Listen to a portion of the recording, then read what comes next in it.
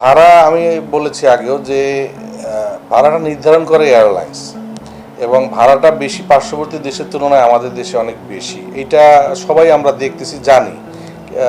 এইটার পিছনে অনেকগুলো লজিক আছে এয়ারলাইন্সের। তাদের বক্তব্য হচ্ছে যে গত 1 বছর বা 1.5 বছরে ডলারের বিপরীতে টাকার মান প্রায় 40% পর্যন্ত কমছে। তাহলে এই টিকিটের মূল্য ডলার থেকে যখন বাংলাদেশি টাকায় কনভার্ট হয় 40% অটোমেটিক প্রাইস বেড়ে আছে বাংলাদেশি টাকায়, বাট অ্যাকচুয়ালি কিন্তু প্রাইসটা বাড়ে নাই। এটা একটা পয়েন্ট তাদের, যে আমার যা ডলারে ভাড়া ছিল আগেও এখনও তাই আছে, তা আমি তো ভাড়া বাড়াই নেই। এটাই এয়ারলাইন্সের বক্তব্য।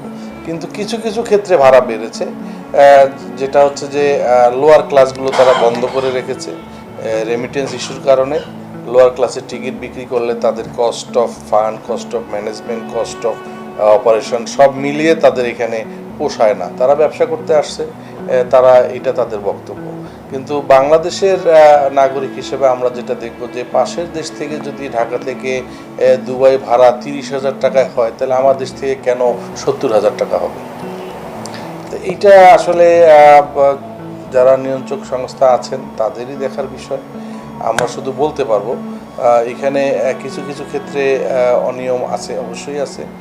এয়ারলাইন্সগুলোকে আরেকটু মনিটরিং করলে বা জিএসএ যারা আছে তাদেরকে মনিটরিং করলে আমার মনে হয় যে এই জায়গাটাতে সরকার কিছুটা কাজ করতে পারবে, সেই সুযোগ আছে। এবং আমরা মন্ত্রণালয়কে জানিয়েছি, সিভিল এভিয়েশন অথরিটিকে জানিয়েছি, অনেক বিষয়গুলো তারাও খুঁটিনাটি জিনিসগুলো তারা জানেন না, আমাদের কাছ থেকে শুনেছেন। তারাও কিছুটা সারপ্রাইজড যে আসলে এই ধরনের ঘটনাগুলো ঘটে।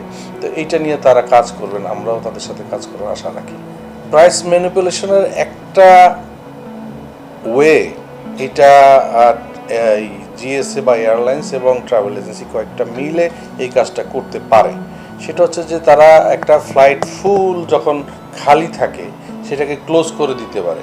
প্যাসেঞ্জার বা এজেন্সি তারা দেখবে যে ফ্লাইটটা ক্লোজ, এখানে বুকিং করার সুযোগ নাই, কিন্তু অ্যাকচুয়াল সিনারিও হচ্ছে ফ্লাইটটা আসলে খালি। এইটাকে তখন গ্রুপের নামে তারা ব্লক করতে পারে, কোনো নাম ছাড়াই, কোনো পাসপোর্ট নাম্বার ছাড়া, কোনো টিকিট নাম্বার ছাড়া তারা ব্লক করে রাখতে পারে। ব্লক করার পরে তারা এয়ারলাইন্স বা জিএসএ তারা তাদের পছন্দ মতো এজেন্সির কাছ থেকে এটা বিভিন্ন প্রাইসে বিক্রি করে। এবং এই কাজটা হয় সাধারণত ফ্লাইটের 2 মাস 3 মাস আগে। যখন এটা বিক্রি হয়, প্যাসেঞ্জার যখন অনলাইনে ক্লিক করে দেখে যে সিট নাই, অথবা সিট যদি থাকবে সেটা অনেক হায়ার ফেয়ার দেখাচ্ছে। এবং বাংলাদেশে এই যে প্রায় 4,000 ট্রাভেল এজেন্সি, তাদের কাছেও সিট নাই। 4,000 ট্রাভেল এজেন্সি 4,000 কম্পিউটার টিপ দিলে দেখা যাবে যে সিট নাই, কিন্তু ওই যে গুটি কয়েক এজেন্সির কাছে এই সিটগুলোকে তারা গ্রুপের নামে দিয়ে দিচ্ছে। এইটার ফলে হয় কি, ওই গ্রুপটা যখন হাত বদল হয়, এয়ারলাইন্স থেকে জিএসএ থেকে ট্রাভেল এজেন্সি যারা কনসোলিডেটর তাদের কাছ থেকে ছোট এজেন্সি, এইভাবে 4-5টা হাত বদল হইতে হইতে 30,000 টাকার টিকিটটা হয়ে যায় 60,000 টাকা বা 50,000 টাকা।